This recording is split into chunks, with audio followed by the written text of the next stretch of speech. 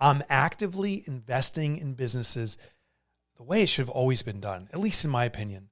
I'm Mike Michalowicz, and I started the prospergroup.org to work with businesses, perhaps like yours, that are struggling to get to the next level. I have a long-term friend, Greg, who said, Mike, you've had investors in your businesses. What do you think the ideal structure would have been with those? I said, well, Greg, I didn't want someone just to give me advice. It often became talk therapy, stuff I didn't execute on. And said, I didn't want people taking equity because I was writing check after check after check long after their value was gone. And even when I sold the business, they had a piece of it. So I said, I wish I had someone that gave me guidance, that was inserted in the business and worked hand in hand with me and didn't take any equity, and that their success was fully contingent upon my success. And he said, that's fantastic. So why don't you create it? And that was the inception of the Prosper Group. You can check out theprospergroup.org. If you are a $2 million company or larger, and you are working your tail off in your business, or if you're surviving check by check, or all the above, those are the businesses that we're investing in. We never take equity. We only share in the improvement, the success of your business. And after 3 years, we give you the keys back to your business, and you continue on in the healthier, better state. I think it's the ultimate win for small business.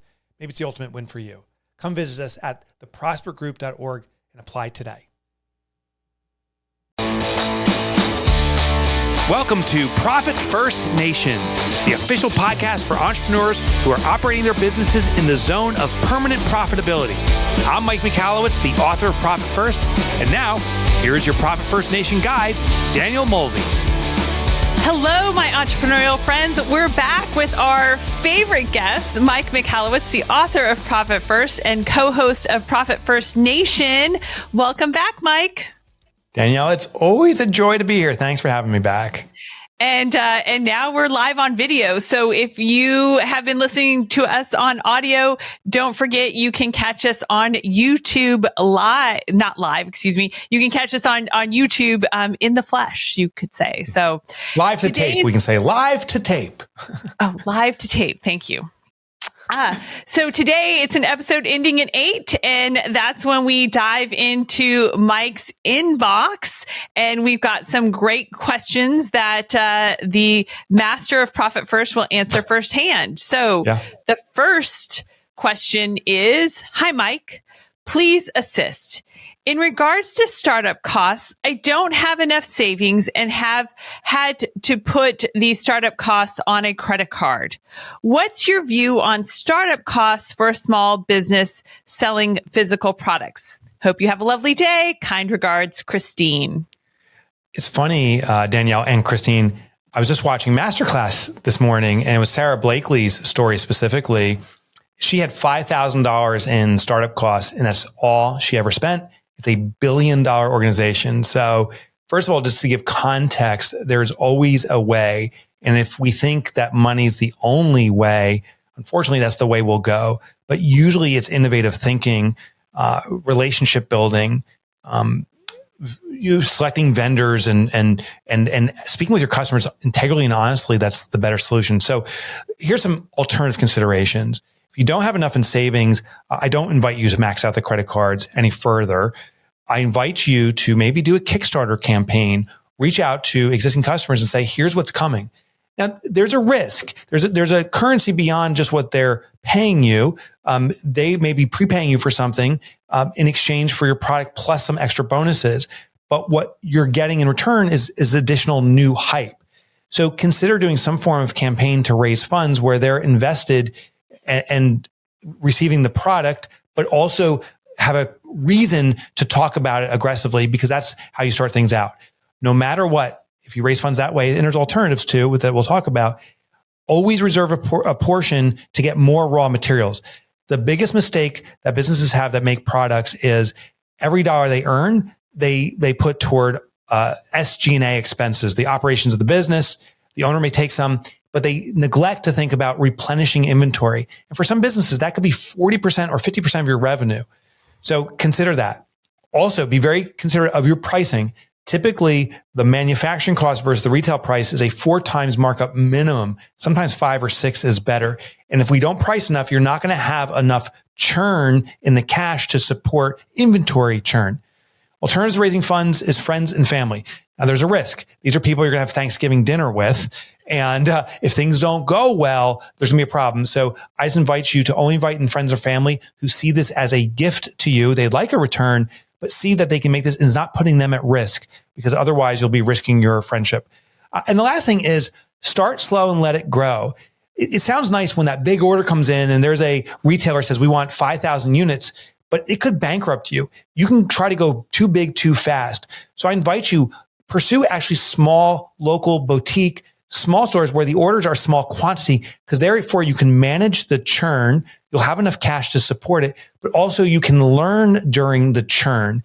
It's often that product innovation happens as customers start giving you feedback, and we need that early on. So there's some ideas for you, Christine. And, I find working with entrepreneurs, especially retail, boutique or retail store owners, that inventory can become a very dangerous, slippery slope. And, they end up seemingly swimming in inventory. It's coming out of everywhere, and it's in the back, which means it's not even available for purchase. So you really have to watch your inventory levels, and don't think that I need more if something's not selling, right? You've got to figure out the problem of why it's not selling. You've got to get rid of that asset or that inventory, because that's holding up your cash from buying new inventory. So just be cognizant that, again, more is not always better, and really make sure that you're churning, like Mike said, churning that inventory, not sitting on it, not thinking, oh, I just need to buy this, and then this will help what's been sitting on the shelf for 6 months, not been touched, sell. That's not going to happen. You got to get rid of it as quickly as you can, and just buying more won't solve your problem. All right. Our next question comes from Kevin. Mike, I'm on my second read of Profit First. I have a startup home health agency. We are 6 months in and currently negative cash flow, building up a client base with our first goal of just breaking even. I'm going through chapter 6, step by step, to implement the Profit First system. I want to implement the system early on in the business to develop the mindset and disciplines you describe in your book. What, if anything, do I need to do differently in the process for a startup? Thank you very much, Kevin S. All right, Kevin. So for me, the sirens are blaring, the lights are flashing, 6 months in, negative cash flow. I wonder, Kevin, how thoughtful you have been in what break even is. Now, I hope you have been, but I'll tell you what the standard is for most businesses, Kevin.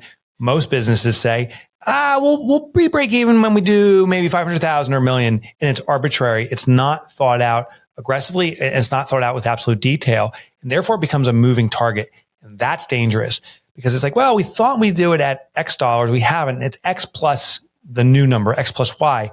And we keep making this a moving target. That's a problem. So what I would do is institute Profit First immediately. Usually from day one, when I start a business, I go into the full TAPs, the target allocation percentages, because the business doesn't know better. And I start becoming profitable from client number one. Now, there may be in some businesses hardcore fixed costs that are unavoidable, or you can't provide the business. Like if I start a car wash and I only have one customer come through, I can't say, well, maybe let's not have any car wash equipment. Or maybe I could. Maybe I could do it with a bucket and some soap. So what we have to think about is, are there ways to repackage this business and still give the core final solution, the final output, the final commitment to our customers at a lower cost point? So what I do is, if it's running negative cash flow, I still run Profit First. Any cash that comes through, I put into the profit account and so forth. And then I look at the OpEx, and it's telling me what the true OpEx is at this point that I must run on. And then I look at my business and say, how can I get here? We have to have hardcore conversations with ourselves. And if there's, quote unquote, no way to get there, how much time am I going to give myself to get there? And what must the sales be at? And where do I pull the parachute cord? Meaning, if I need 100 more customers in the next 6 months, or I'm in real deep trouble, whatever that may be defined as, where's the parachute cord? If I don't get 25 clients in the next 2 months, I commit to myself, I'm pulling it, I'm done, because otherwise I'm going to aggravate this loss and put myself in a deeper hole. So Profit First is intended to have hard conversations right now. Still implement Profit First, do the full deployment of it, see where you are. And if you're running negatively, you got to fund it somehow. It's going to be coming out of your pocket or some kind of investor's pocket. Define where that parachute cord is to make sure your business doesn't go too deep. You know, it's so common that we tend to just, think we can build it and they will come. But you're absolutely right. You have to know, what are your numbers? What is it going to take to break even? And that starts with reverse engineering, right, guys? So we are doing a very special reverse engineering workshop on July 12th. So make sure that you go to profitfirstnation.com, click on resources. When you opt into our resources, you will be on our mailing list or on our texting list. And that's where you will get the login for that very special reverse engineering workshop, where we will walk you through and then provide you with the spreadsheet that you can actually go through the exercise yourself and really get this figured out in terms of your numbers. I mean, I would say probably a good 85% of the businesses that I work with and talk to, just really have no idea. Their head is in the sand when it comes to what is our break-even point? What is it going to take? So we're actually going to do this reverse engineering exercise based off of owner's pay. So we're going to start with what do you need to take home in terms of owner's pay and work your numbers from there using Profit First, percentages and then figuring out how many sales you need to make. And what's cool about this too, extended commercial here, is that there's an opportunity for you to play with the price. So, if you raise the price by 10%, 15%, 20%, et cetera, you can see what kind of impact that has. So it's a really cool interactive workshop, and then allows you to take the worksheet and play with it yourself and really get your numbers figured in and dialed in. I also want to add that, when you're a startup and this whole concept of thinking that, if I build it, they will come. I'm kind of surprised, to be honest, that you're struggling a bit, because there is great demand for home health right now. So I don't know exactly what's kind of keeping you from getting that revenue that you need to break even. But I would say that if you're not spending 80% of your time working on sales and marketing and talking to people, then this is just going to maybe take forever, and you might not get there and you might run out of cash. So if you need salespeople, then you need to be all in on focusing on what can you be doing? What do you need to be doing to be generating sales, and not just kind of making yourself busy with non-essential, not important tasks, and not putting yourself out there. You are going to get rejected. You're going to go out there, you're going to try to make sales, and you're going to get rejected, but that's okay. 1 out of 10 people will say yes. 1 out of 15 people will say yes. 1 out of 20 people will say yes. But if you don't do the reps and you don't ask for the business 20 times, you're never going to get that one yes. So make sure that you are putting yourself out there and really hustling for the sales. I would love to underscore that, because it's such an important topic. Early stage businesses often focus on the wrong things. They say, oh, that logo is so important. Let me put every dollar into this logo that no one will care about. Or even the website design. In the very beginning, we don't know what's landing with the customer. We have a belief. We try to think of what the avatar wants, but until you do the reps, as you said, you don't find what people respond to. So the very early stages of the business is finding out, do we even have anything viable? And if we don't, how do we modify it until it becomes viable? So I don't know if that's true in Kevin's case, but it could be the situation. So I agree. We got to sell the crap out of this. And it's a service that people need. So let's do that. All right. And the next question from your inbox. Hello. I'm only 2 chapters into Profit First, but I'm completely convinced this is exactly what I need to do for my business. My question is about calculating real revenue and opening my first 5 bank accounts. I'm a sign language interpreter and have worked for myself for over 30 years. The income is very easy to calculate. I became a self-published author and started my own publishing imprint in 2019. 2022 was the first year I made more money than I spent. I really want to start off 2023 using your system. Do I treat these two things as separate businesses? My interpreting income varies with how many hours I work per month, which I try to keep at around 80 hours per month or more. That leaves me time to focus on writing more books and all the other publishing tasks associated with my book business. Or do I include all my income from both sources and try to maximize profit overall? I think my problem has been that the last 4 years of publishing, I've robbed from the interpreting income to offset beginning book expenses. And in reality, the publishing business wasn't making an overall profit until the last 9 months. Thank you for your help, Kelly B. Hi, Kelly B. I hope you're listening now. Listen real closely. You said you think it's your problem. It is your problem when you blend two businesses together. Now, Kelly, I had a conversation with another company. I won't mention their name because I don't know if they want me to share it. They have 6 different things going on. They have a holding company, and they are very disparate businesses. And they said, do we really need to do profit first for each business? I said, well, I got a real simple question for you. Which businesses are healthy? Which ones are not? They said, well, overall, we're surviving check by check. I said, well, which one's pulling you down? They said, we don't know. We blend it together. That's the problem. When businesses are blended, you don't know if one's a crutch for another one, if one's carrying it all, if they're equally performing or what's going on. So we need to separate these out. Now, the resistance I get is like, oh my gosh, I need to set up these 5 foundational accounts for my one business and the 5 foundational for the others. And the answer is, hell yeah. Did you set up a LLC or a proprietorship of some sort for each business?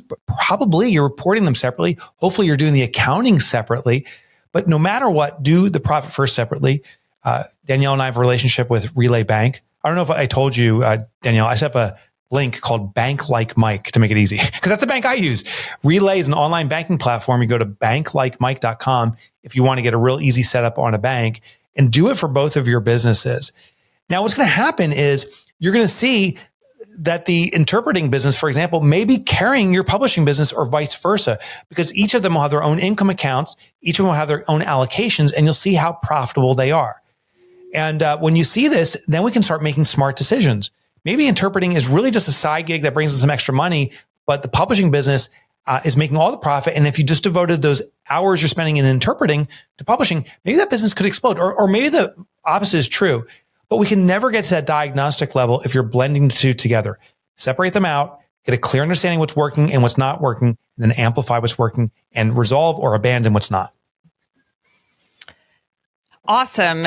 That's just super advice. And it's always a treat to have you on these episodes ending in 8, Mike. So thanks for joining us. If you want to connect with a certified Profit First professional, make sure to go to profitfirstnation.com and click on connect. And as well, that's where you can leave questions for Mike and I to answer on future episodes as well. And if you send us those questions, don't worry, you don't have to wait for the episode to get a response. We respond to you directly via email or hop on a call with you, whatever it takes to get you sailing down the path to permanent profitability. And also, don't forget, we've got that reverse engineering workshop on July 12th. So make sure that you have opted into our resources at profitfirstnation.com. Cheers to another profitable day, my entrepreneurial friends. Thanks for tuning in to the Profit First Nation podcast. We hope you found today's episode valuable and that it's inspired you to take action towards achieving permanent profitability in your business. If you want to learn more about how to implement Profit First in your business and connect with a community of like-minded entrepreneurs, be sure to visit us at profitfirstnation.com to download our how-to guides and resources. Remember, permanent profitability is within your reach, and we're here to support you every step of the way. So let's do Profit First right together.